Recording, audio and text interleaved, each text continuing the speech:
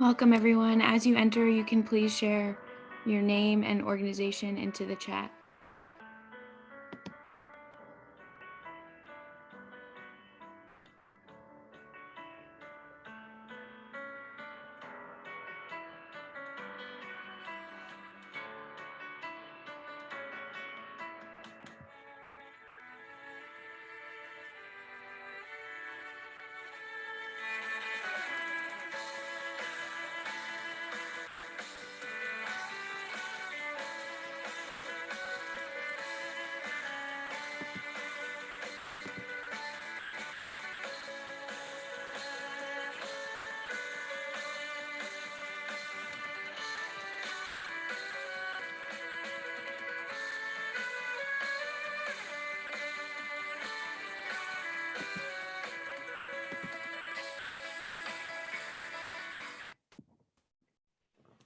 All right, welcome everyone, and thank you for joining us today for Building Strong Brains Tennessee. Today we have Jen Croft with us of Tennessee, and we are really excited to have her present for us about what Tennessee is doing to become trauma informed. So without further ado, I will pass it over to Jen. Hey, everybody. I'm excited to be here. Let me make sure I can share my screen. And Danielle, will you let me know if you can see that? Yep. Can you see? Yep. Perfect. Thank you. I appreciate you. Well, I'm again very honored to be here, and I appreciate all of those of you who have taken your time on a Friday afternoon to be here to learn about this. I also want to say that one of our guests on the call is my friend and mentor, Mary Rolando, and is largely responsible for creating this whole thing. So I'm not at all nervous to present in front of her. But with that being said, I'll go ahead and get started.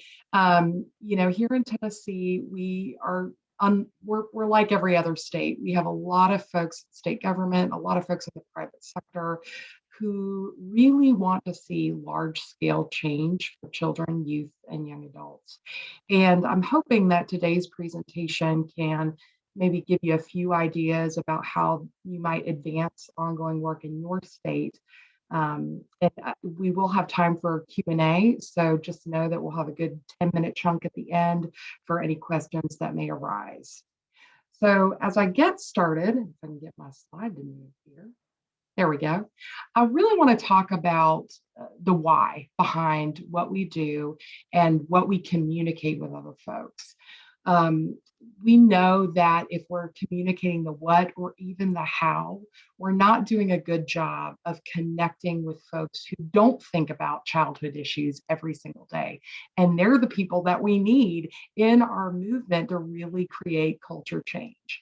So you'll see on the left that we have this little graphic that we use at the start of almost every presentation, where we have healthy child development as the foundation for educational achievement, economic productivity, responsible citizenship, and lifelong health. And that leads to successful parenting in the next generation, which ultimately leads to strong communities and healthy economies. So when we get started and we're starting with this why, we kind of get candid with folks and we say, it doesn't matter who you are. It doesn't matter what you do. It doesn't matter if you don't even like children. You ought to care about healthy child development for all children in our state, really all children in our nation, because it affects all of these things that you see in this graphic. Whether you care about your local economy, whether you care about heart disease prevention, or whether you care about the safety of simply yourself and your family at a most basic level, it all depends on this foundation that we are laying today. So that's a big part of the why that we're communicating, and an invitation for folks from every single sector to join us in this movement. The other, our other why, maybe a little bit more internal, but still we help people understand where we're going. This is our North Star, or what we call the 4 Ps over here on the right. And I believe, if I'm not mistaken, that I heard that Delaware might also be doing some 4 Ps work, which is really exciting. So some of you may be familiar with this, but essentially you'll see that what we're trying to change in our effort is changes in philosophy and approach, policies and funding, programs and services, and professional practice. And you see that we are engaging all of these sectors, some more than others, to be frank with you.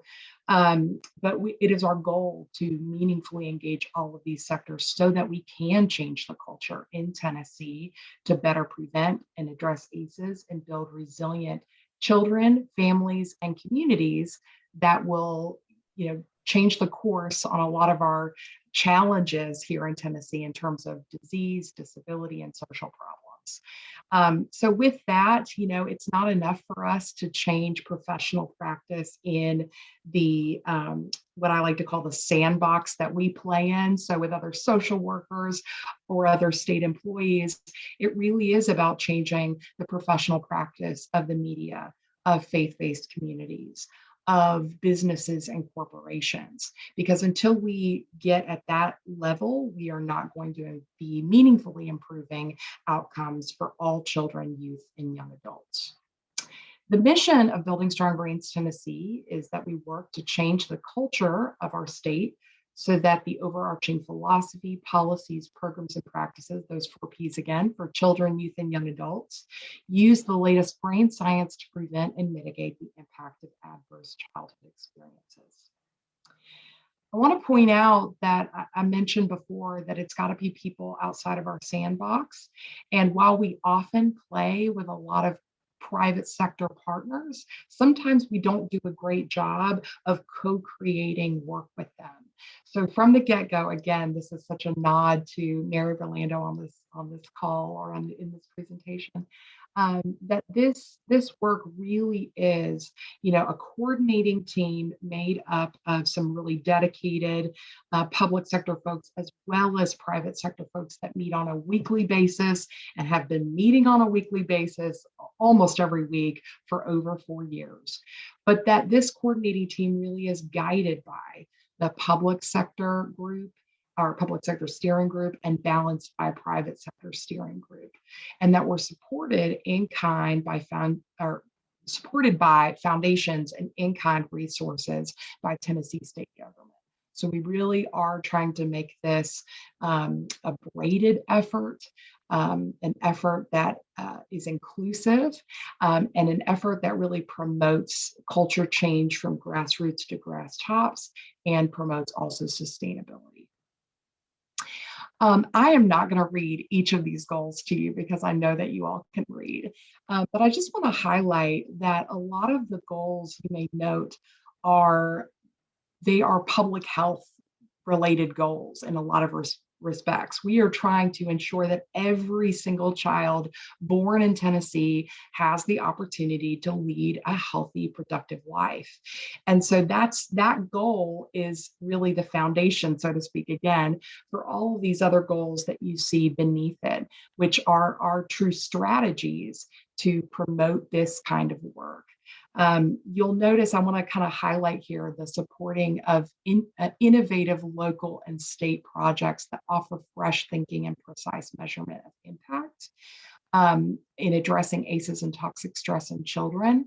And I do think that this is one of the hallmark elements of our effort is that we trust the people who do this work to know what's best. And we also know that a lot of that this field is new in many respects in terms of response to ACEs and trauma-informed or trauma-responsive practices. So we need to be supporting those folks who are police officers or who are in higher education or who are educators to apply this information to what they already know are best practices and to really contribute to the field to create meaningful change. And I'm excited to say that, really trusting folks in the community and folks from varying sectors has proven to be one of our greatest successes, and they have contributed to a lot of the national conversation in this area and shared learning. A last thing that I want to highlight here is from the get-go, it's been important for us to engage all three branches of government in addition to the private sector. So we wanted to make sure that we could foster understanding and political will among the justice system or the executive branch, the legislative branch, and the judicial branches of government.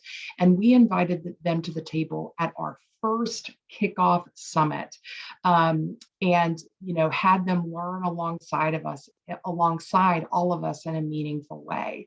So I'm going to take a little bit of a detour and talk about how Building Strong Brains was really begun. And it's the 30,000 foot view, and a lot has happened since then. But I often think that origin stories are helpful when people are thinking about creating or advancing their own efforts. So essentially, we had in Tennessee what you likely have in Delaware, varying communities and varying sectors that were interested in addressing ACEs, but we're not connected, we're not streamlined in any way. One of those big communities was a community in Memphis, I swear I can talk today, called the ACEs Task Force. And they essentially wanted to see what replicate the ACE study in Memphis and see what the general population looked like in Shelby County, Memphis, in terms of ACE scores and rates of ACEs in their communities. And so when they did this, and in this, they included a lot of those expanded ACEs like community violence and racism, they found that the folks in Shelby County and in Memphis were experiencing higher rates of ACEs than those studied in the San Diego Kaiser Permanente study 20 plus years ago. So they brought together community leaders and invited one of the primary investigators, Dr. Vince Felitti, as well as Robin Carr Morse and others, to talk about the importance of adverse childhood experiences and talk about not losing another generation to ACEs. Well, our First Lady at the time, Chrissy Haslam, was invited to this event, was interested but had a conflict, and asked our commissioner of our Department of Children's Services to attend in her stead. And so when he attended this, the light bulbs went off just like they go off for all of us when we learn about adverse childhood experiences and toxic stress. And also, he had a long history of serving the state as a state senator and of really founding a large foster care service, in Tennessee, and had some of his own personal experiences that, really lit a fire for him when he could put it or contextualize it in this study and in this information. And so he came back and he said, what are we going to do about this? And so Mary Rolando, again on this call, was, his right-hand person.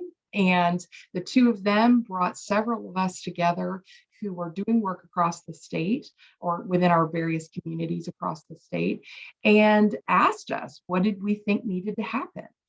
And the response was from several of us, in order for us to address this at a public health level, we need to have a common language. And we're going to get into that common language a little bit more in depth later in this presentation.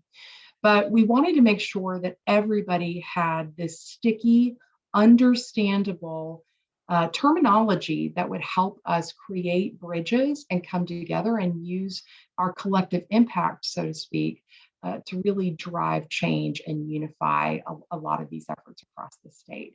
So with that, we engaged the Frameworks Institute, which is a not-for-profit communications science organization that's translating complex social issues to an understandable form using research and tested methods, so that when we are using specific types of metaphors and values, the general public can truly and deeply understand how our issue works, and it can point them toward productive policy decisions.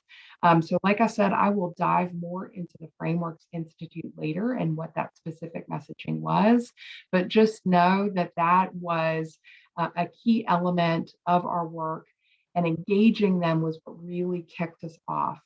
So we had this summit where, like I said, we engaged all three branches of government, including half the governor's cabinet, um, state legislators, Supreme Court justices, as well as leaders in the nonprofit sector, business sector, et cetera, to spend an entire day learning about brain science and communication science, playing the brain architecture game, and just making sure that we had this sort of foundation setting information that was widespread through the state among its leaders. Um, the other thing I'd love to add is that it made front page news, which was exciting for us and our Tennessee newspaper, the Tennessean. So began to sort of pepper in this information to the general public, what it was about. And we've continued to have that drip, drip, drip of information about ACEs and toxic stress using our common language so that we can generate common understanding through our state.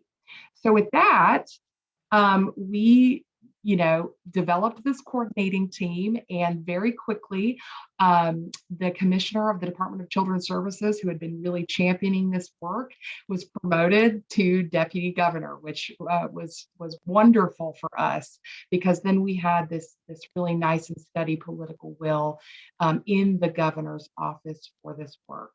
So we created a directive to develop a public sector group where 2 representatives from all the child serving state departments would participate. And those representatives had to have some level of influence or decision-making authority internally, with the goal of making sure that we were breaking down silos and thinking of creative solutions together.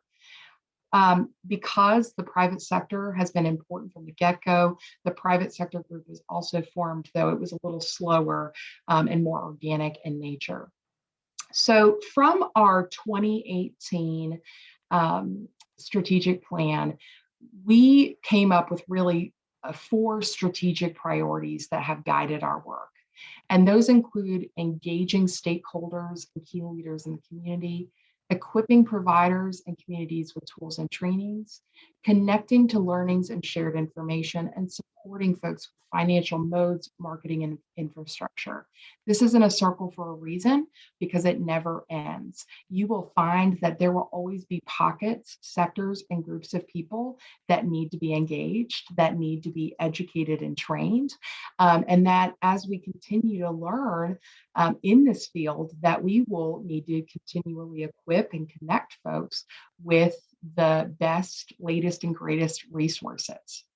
You see here some of our other overarching goals include competent, committed, inspirational leaders at all levels, meaning, everybody from the principal at a school or even the educator at a school, all the way up to the governor's office. We want to have, let me move my screen here of all of our faces so I can read this. Broad community engagement. We knew that we were not going to have any meaningful success if we did not have the wisdom and co-creation from our communities throughout the state. We wanted to create formalized infrastructure support, a system to collect data, analyze, and share results, common practice implementation, universal awareness and commitment, targeted system-specific marketing strategies, and business engagement, advocacy, and investment. So of course, in our strategic plan, there's lots of action steps underneath each of these items, but these really hold true for us even today as we are revisiting our strategic plan in light of COVID and other administrative changes that have happened in our state. These continue to be among the salient elements to rise to the top in our efforts. So I mentioned the coordinating team. You will notice intentionally that this organizational chart is horizontal and not vertical. And that is because we know that no one of these pieces is more important than the other. You got to have a group of people who's making sure that they're on top of everything and that they know most everything and they're connecting the dots. And that's why the coordinating team meets weekly to really drive the work and oversee the work. But the public and private sector groups are quite active in the work, and they meet on a quarterly basis. We make sure that, yes, they have their individual meeting times where they can talk with one another, but also we have a joint meeting to make sure that the left hand knows what the right hand is doing and that we're not accidentally creating silos in our own structure. We want to make sure that, again, at the heart of this work, there is a public-private sector partnership. On the very far right, you'll see the terms knowledge mobilization teams, innovation grantees, and building strong brains trainers. I want to break this down a little bit for you. So in our efforts to create competent, committed leaders at all levels and to engage communities, we began something called knowledge mobilization teams. I work for TCCY, and I ought to say that while I'm here talking about Building Strong Brains today, TCCY is not the holder of Building Strong Brains Tennessee. We are an active contributor, and we certainly provide many in-kind resources and supports. But this doesn't belong to any one entity. And again, there's a method to our madness there. Often when you're trying to create a movement and you say it belongs to this agency, people think, oh, great, it's being handled, right? I don't really have to do anything except for maybe show up to a meeting every once in a while, but I don't have to actively be contributing to this or leading, more importantly, leading this work, right? And so by ensuring that it doesn't belong to any one person or any one agency, we are again creating that inclusive environment that sends the message this belongs to everyone and everyone has an active role to play. So getting back to knowledge mobilization teams, TCCY does have a sort of a natural vehicle to support this work. We have 9 regional councils and 9 regional coordinators that operate those councils that are in each of the major development districts in Tennessee. And so because of our involvement with Building Strong Brains Tennessee, the coordinating team and the public and private sector groups really did find that this was a natural vehicle to incubate a lot of these local responses to adverse childhood experiences, building resilience, all the things that we want to do for kids. We also know that each community is unique, has different strengths, resources, opportunities, and barriers. So having that localized response was going to be important to realizing that change at the community and grassroots level. And as importantly, we wanted this work to be bidirectional. So we don't want to just be at the state telling people what to do. We want to maybe provide some infrastructure, guidance, support, common messaging.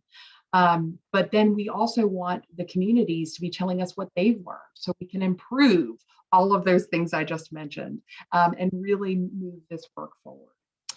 So these knowledge mobilization teams are at differing stages or different stages throughout the state, as you might imagine. We've got some teams that are gung-ho and ready to go and creating or have had big summits with leaders.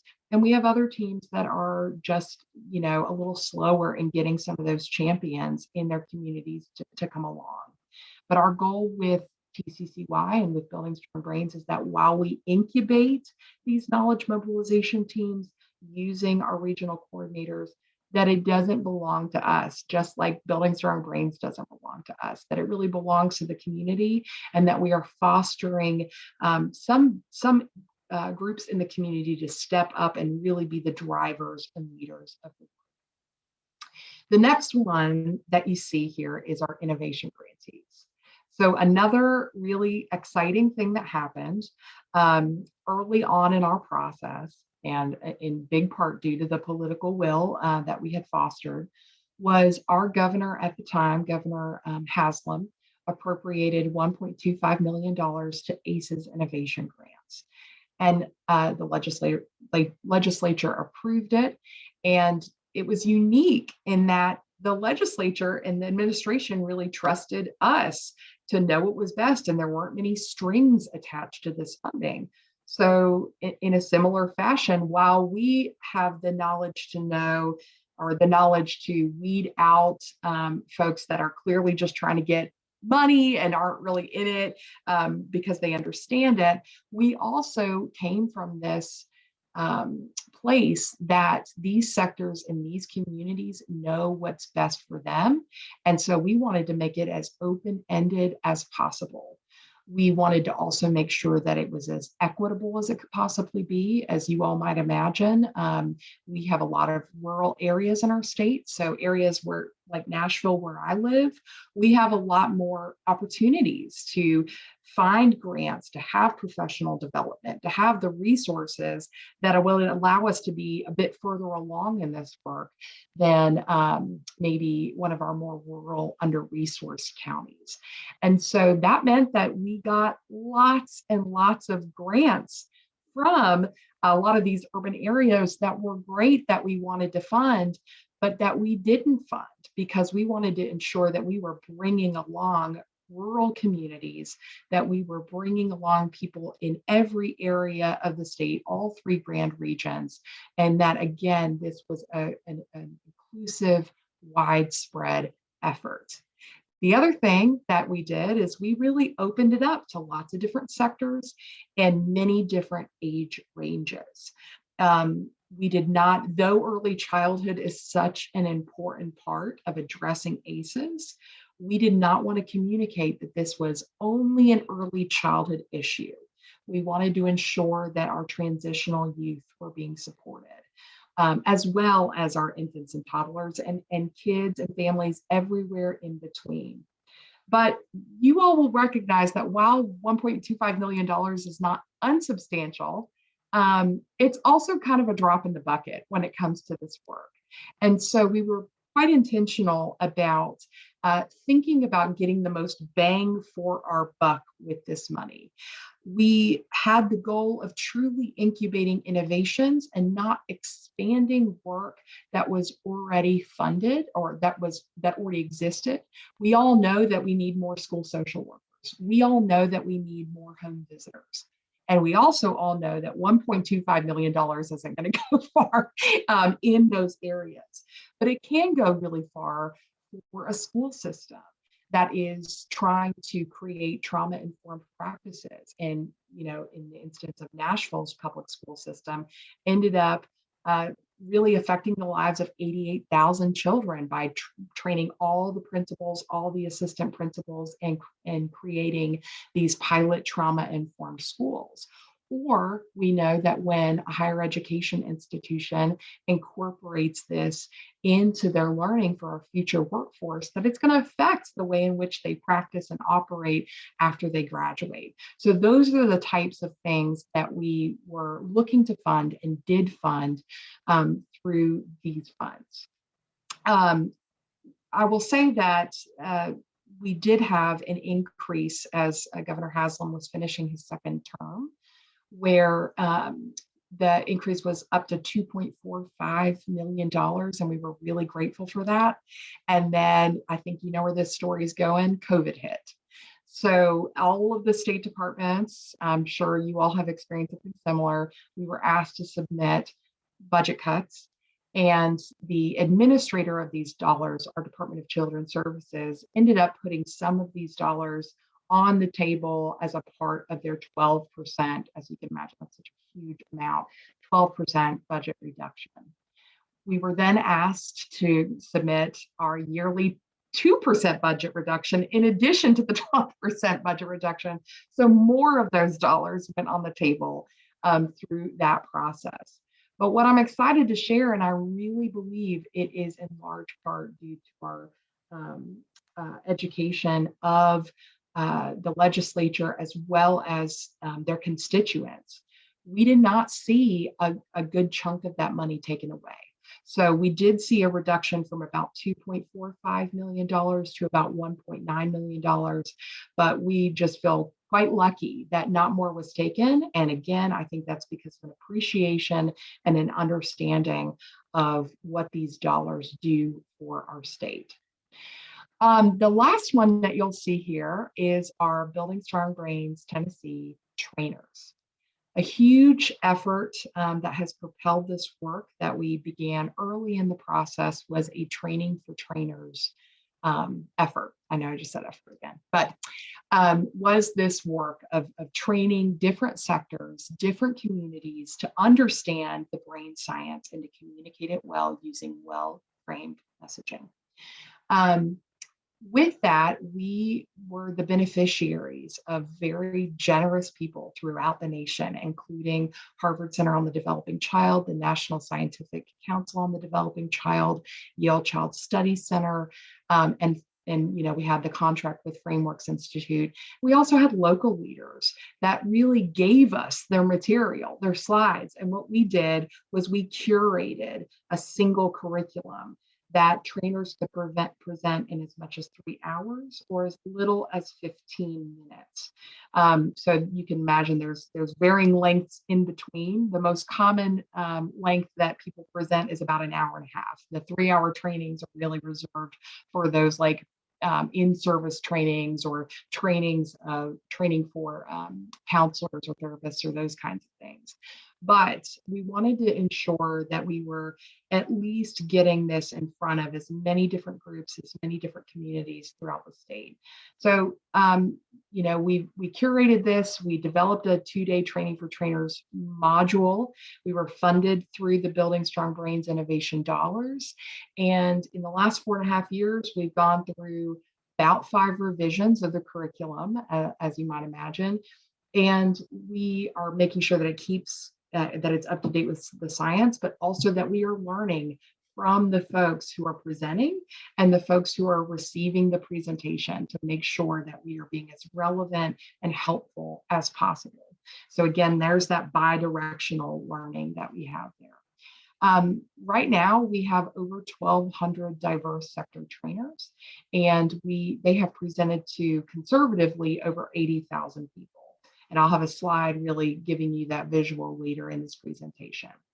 So I appreciate you bearing with me as I spend a lot of time unpacking this slide, but I wanted you to see how this infrastructure really works and to see that each of these major groups that are infiltrating a lot of these communities, they are educating us at the state level, both with the public and private sector group and the coordinating team, to continue to improve. And we know with trauma-informed care and trauma-informed responsiveness that you never have an end to your journey. You're always improving. You're always learning. Otherwise, you're not being trauma-informed.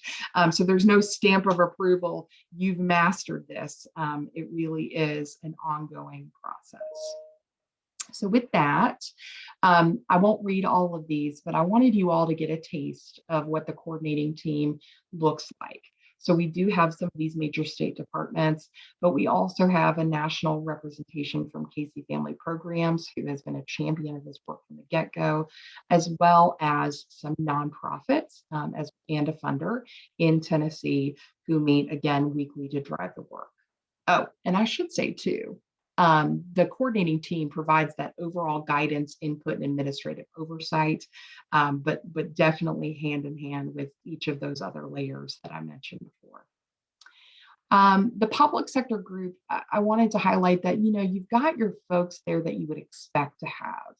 Department of Mental Health and Substance Abuse Services, Department of Education, right? But we also have found an increasing interest in the Department of Corrections, the Department of Intellectual and Developmental Disabilities, and our Office of Criminal Justice Programs that administers a lot of the federal grants, including the VOCA dollars and the Burn Grant dollars, that they really, again, get how this work fits into their mission, their efforts. And even though they're addressing the way back end in many respects, in terms of addressing crime or working with incarcerated individuals, they understand that participating in this movement is going to reduce the amount of folks that are incarcerated and be a major contributor to crime prevention. So just kind of wanted to point out that we continue to engage some unusual suspects in state government. And while not all of them serve on the public sector group, we do have communication with a lot of the other state departments um, and groups that are increasingly understanding how this work fits into their work. I especially will not be reading this slide, but it will be made available in a PDF version for your further review later on. Just wanted to show you all all of the representation that we have on the private sector group that we are quite proud of. We have everything from Kiwanis clubs and Rotary clubs to the folks that you might expect to attend a group like this, like our Prevent Child Abuse Tennessee chapter, also known as Nurture the Next in Tennessee, as well as funders and trade organizations and businesses. We don't have as many businesses as we would like, but we at least have PNC Bank and representatives from some of the chambers of commerce. So we have this really diverse swath of folks who show up, including on there should be Project Return, which again is a group of folks in Nashville that is seeking to promote return, effective return from being incarcerated and not seeing recidivism rates. So again, they understand how this work for children, youth, and young adults fits into their overall work with the adult population. When we think about the work of the public and private sector groups, we prioritize organization sharing of relevant Building Strong Brains Tennessee activities at these meetings. So we're constantly learning from each other and again, learning from local communities and what they're doing. We see that in these groups, we can influence change in little p or medium p policy through funding and contracts. So we see that these groups are providing opportunities not only to learn about innovative ways of preventing and mitigating trauma and promoting resilience through their contracts, but that we're regularly engaging both the public and private sector groups to brainstorm braided funding solutions for Building Strong Brains Tennessee goals and priorities. So those dedicated contracts for including language and prioritization, but we are also, again, having an eye towards sustainability. How do we pool maybe a few of the McV dollars and a few of the Office of Criminal Justice Program VOCA dollars and pull them together for these common goals, so that what we would do individually as maybe a medium impact or even sometimes a little impact becomes a greater, more expansive impact. We also see changes to organizational policies. So these groups provide opportunities to learn about trauma-informed policies and practices. We showcase organizations who have successfully implemented those policies and practice.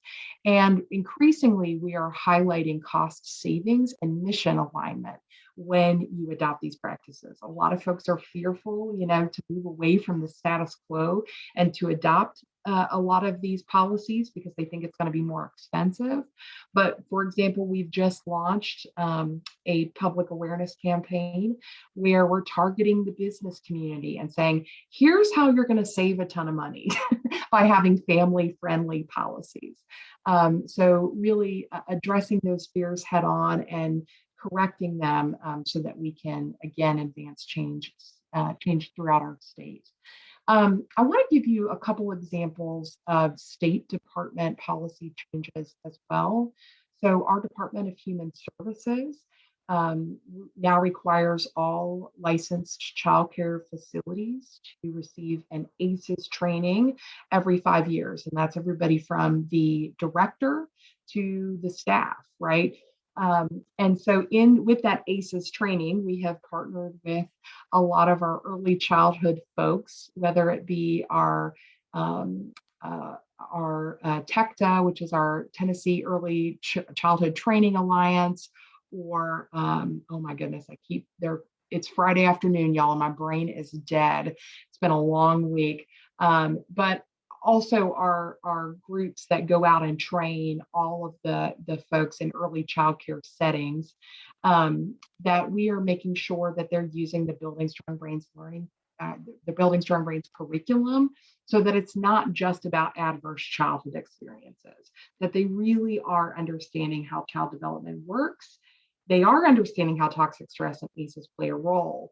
But then at the end, we are showcasing what can you do to build resilience and to support health and healing. So that's one example. Also, we have seen with our Department of Education that they have begun to support trauma-informed schools, providing technical assistance grants to them, and they cannot keep up with the demand. So they have their second cohort that they are moving forward with, that they've selected, of 176 schools throughout the state. And my expectation is that because they have laid this foundation and they have this desire among a lot of local schools, that with a lot of these American Recovery Plan Act dollars, that might be something that expands, that we see expanding as in response to the COVID-19 pandemic. Two other things I want to highlight with the public and private sector groups and their function is organizing priorities, our organization priorities and culture. So prioritizing state and private agency alignment and support of BSB goals, again, decreasing those silos, making sure that we have greater impact together. Prioritizing ongoing Building Strong Brains training and related training for employees and boards of directors, and sharing those organization success stories so we can learn from one another. Lastly, we want to see that these groups are scaling up effective programs and practices, just as we're seeing with our Department of Education and the trauma-informed schools. We want to highlight those promising evidence-informed and evidence-based practices to public and private sector groups, and possibly sector-specific groups, so police officers or educators or businesses, right? So that they can understand what it is that they need to do and how they need to respond now that they understand this science. We also highlight our Building Strong Brains Tennessee innovation grantees and their outcomes, because again, this is such a resource for many other groups in our state to learn from and to adopt these practices we've invested in. So if I haven't made it clear to this point, this graphic really is meant to emphasize the point again that we are building the movement at every level, and each of these levels works together.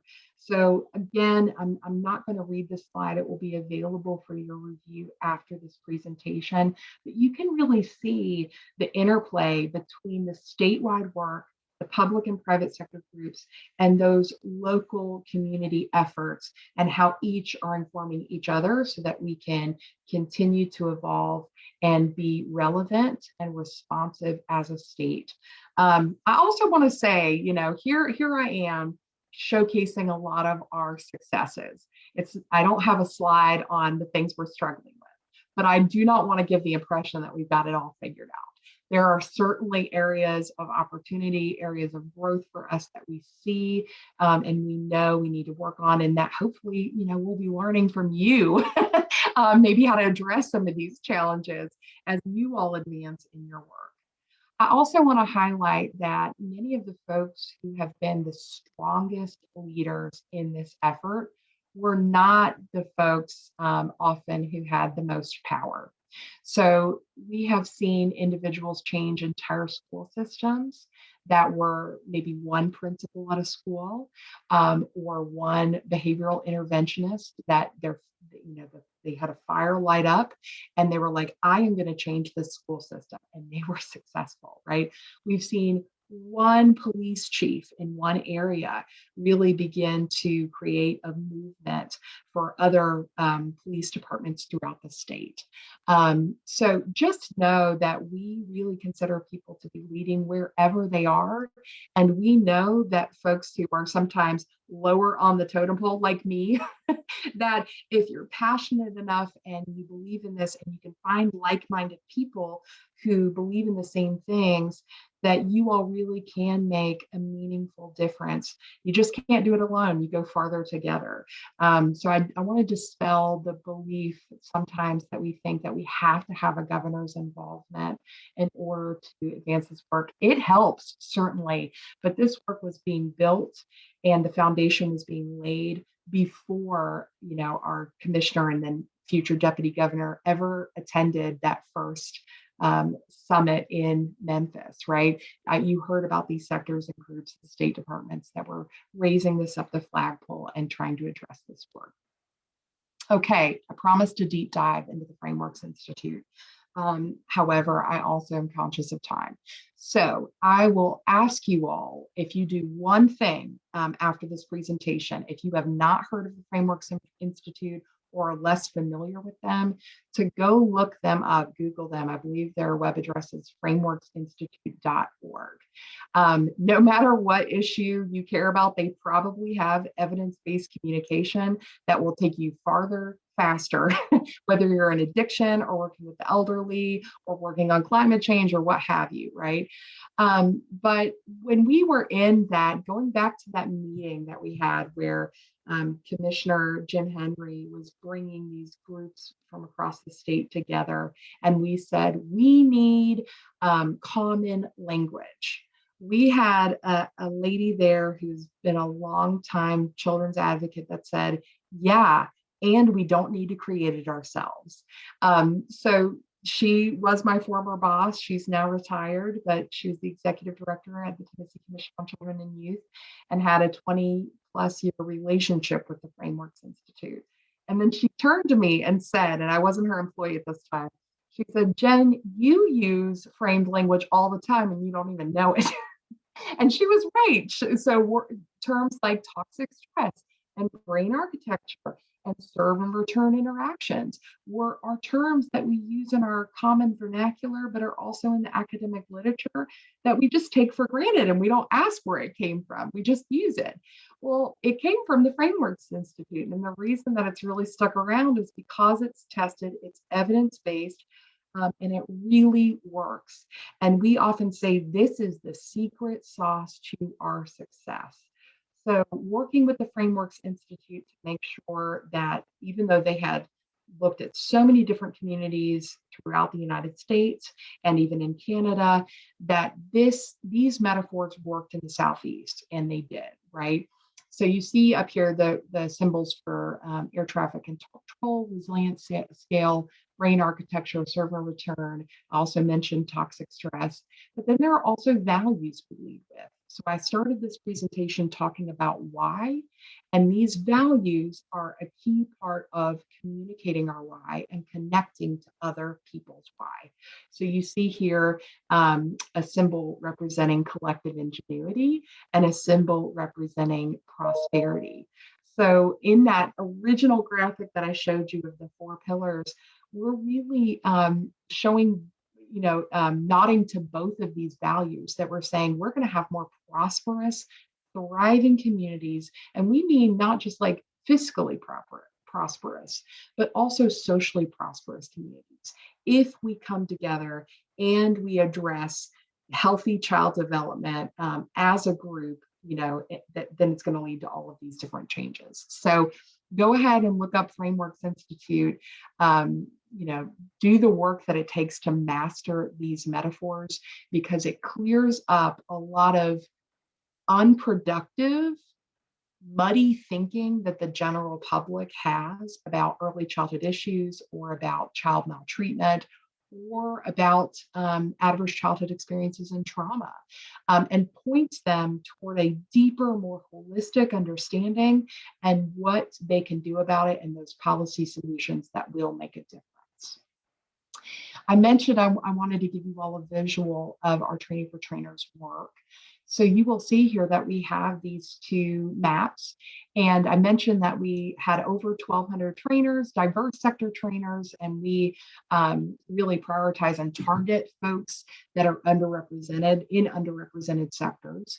But also we target folks that are in underrepresented communities with less Building Strong Brains training present. So you'll see here at the top that we have had a presentation in almost every Tennessee county of over 95 counties. And that has been a big goal to us, to make sure that this message is spread far and wide in every community. And then below that, you'll see that we have participants that represent all 95 counties. And we look to strengthen, some of those more rural yellow counties, where there is not as dense of a population as, say, Shelby County, where there's maybe the most trainings that in Davidson County. So Shelby County being where Memphis is and Davidson County being where Nashville is.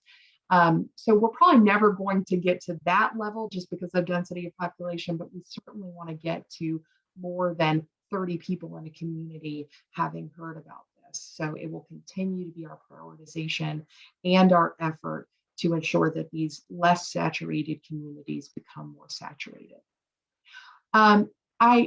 This slide, again, is not for you to read necessarily. It's more to send a message that these innovation grants, these are from fiscal year 20, that we have invested in communities throughout the state and in many different sectors, treating different age ranges. And some of these efforts are statewide. So with that, with our 7 minutes left, I'd love to entertain any questions and apologize for not being incredibly articulate today, but I appreciate you bearing with me on a Friday afternoon.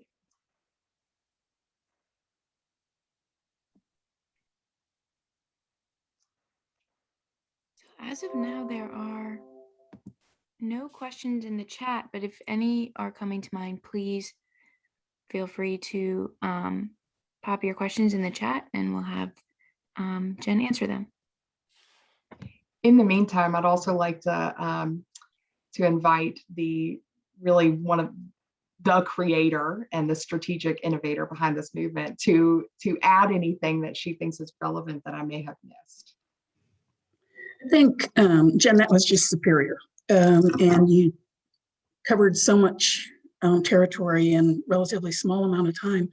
I think that one of the things that one might say is that while the state agencies were basically recommended to look at all of this activity in terms of what we've always referred to as the 4 Ps that this state now is very, very familiar with, that part of the involvement of the private sector steering group was to serve as extenders of the mission and the vision that we were creating with them, and to think about how they could look both internally within their own organizations and then externally at the spheres of influence that they had in their communities to be able to communicate effectively and to make change at the local level.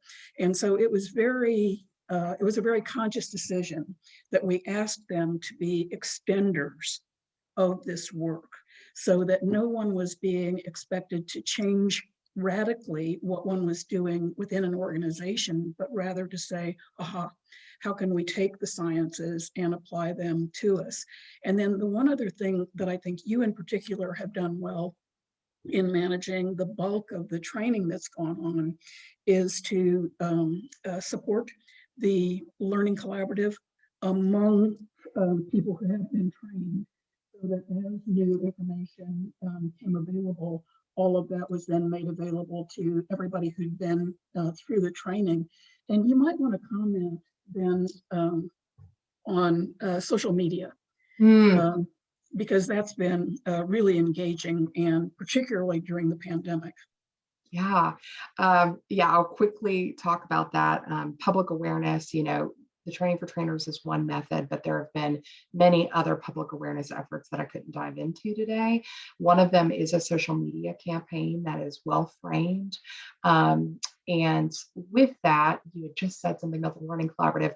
All those 1,200 trainers, we don't let them off the hook. It's not like you just train and then you go through our Training for Trainers and then you're done. It's like, oh no, now you're a part of this work, right? So they represent a lot of our ambassadors and ongoing learning and shared learnings and those kinds of things. And certainly have been extenders of that social media campaign that have reached, gosh, they've had over 500,000 engagements at this point. So very excited that that's some low-hanging fruit, that if you can have somebody who's a whiz at Canva or can create some cute little posts and engage and leverage the people who are already involved in your movement, then they reach their networks who are people who are not involved in our work to learn more about these concepts. Mary, I'm so glad you're here. I got a little less nervous as time went on. Okay, well, thank you for that. That was really helpful additions. We have a question in the chat, and it is, would you be able to speak more to your efforts to involve private partners? You talked about shared project ownership. What tools do you use to keep people accountable for a shared goal?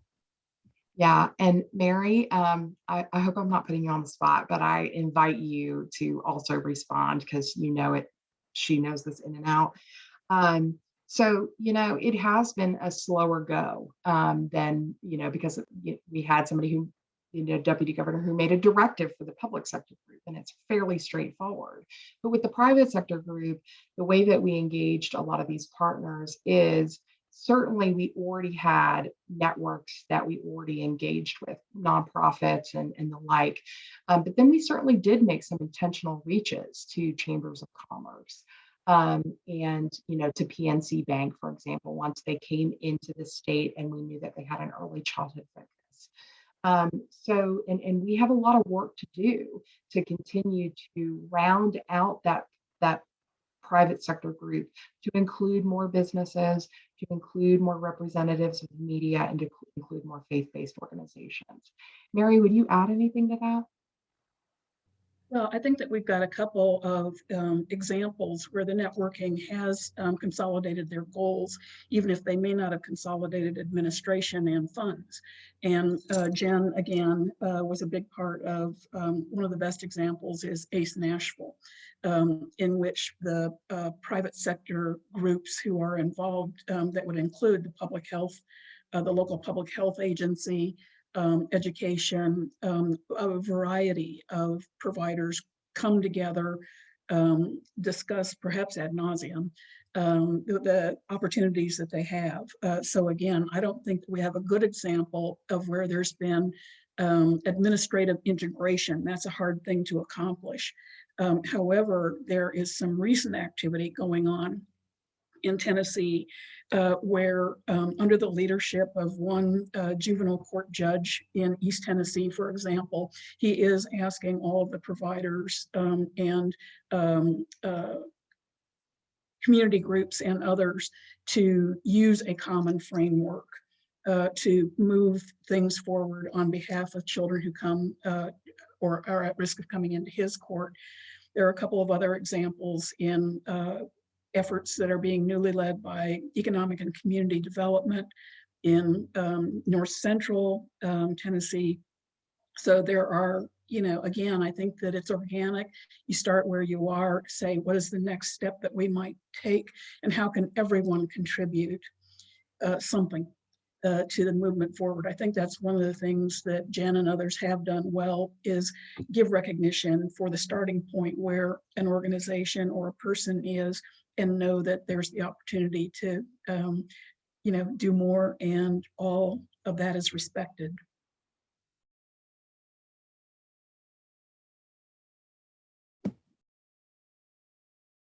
Looks like you're on mute, Jen.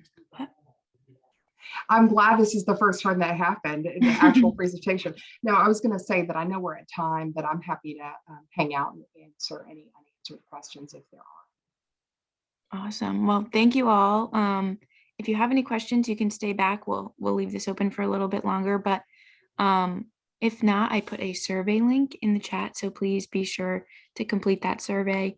And thank you all very much for attending, and have a happy weekend. Bye, everybody. Thank you.